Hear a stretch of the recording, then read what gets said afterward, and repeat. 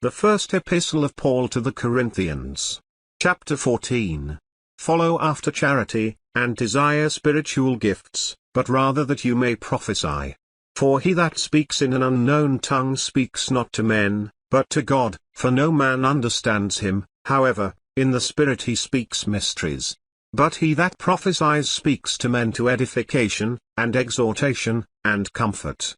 He that speaks in an unknown tongue edifies himself, but he that prophesies edifies the church. I would that you all spoke with tongues, but rather that you prophesied, for greater is he that prophesies than he that speaks with tongues, except he interpret, that the church may receive edifying. Now, brothers, if I come to you speaking with tongues, what shall I profit you, except I shall speak to you either by revelation, or by knowledge, or by prophesying, or by doctrine? And even things without life-giving sound, whether pipe or harp, except they give a distinction in the sounds, how shall it be known what is piped or harped? For if the trumpet give an uncertain sound, who shall prepare himself to the battle? So likewise you, except you utter by the tongue words easy to be understood, how shall it be known what is spoken? For you shall speak into the air. There are, it may be, so many kinds of voices in the world, and none of them is without signification. Therefore if I know not the meaning of the voice, I shall be to him that speaks a barbarian, and he that speaks shall be a barbarian to me. Even so you, forasmuch as you are zealous of spiritual gifts, seek that you may excel to the edifying of the church. Wherefore let him that speaks in an unknown tongue pray that he may interpret. For if I pray in an unknown tongue, my spirit prays, but my understanding is unfruitful. What is it then? I will pray with the Spirit, and I will pray with the understanding also. I will sing with the Spirit, and I will sing with the understanding also. Else when you shall bless with the Spirit, how shall he that occupies the room of the unlearned say Amen at your giving of thanks, seeing he understands not what you say?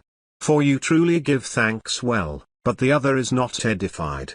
I thank my God, I speak with tongues more than you all. Yet in the church I had rather speak 5 words with my understanding, that by my voice I might teach others also, than 10,000 words in an unknown tongue.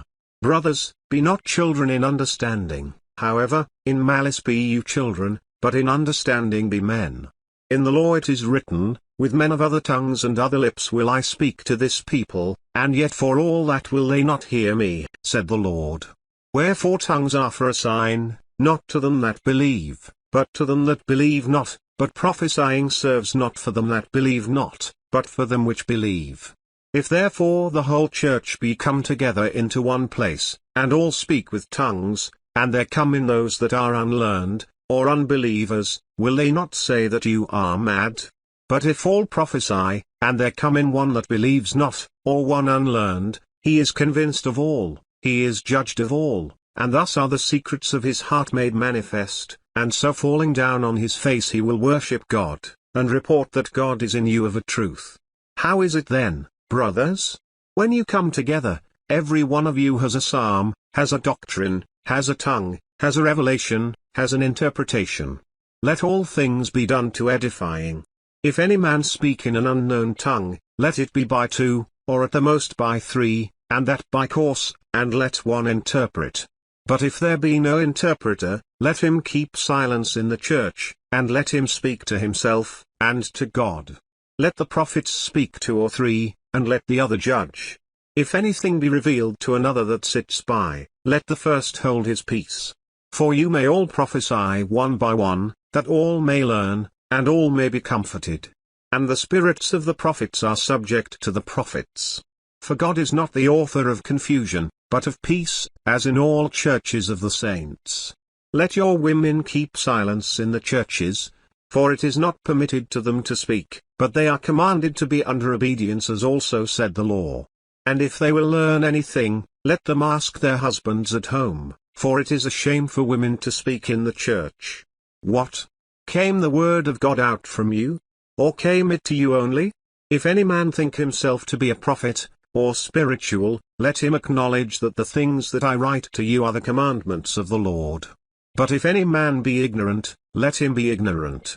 Wherefore, brothers, covet to prophesy, and forbid not to speak with tongues. Let all things be done decently and in order.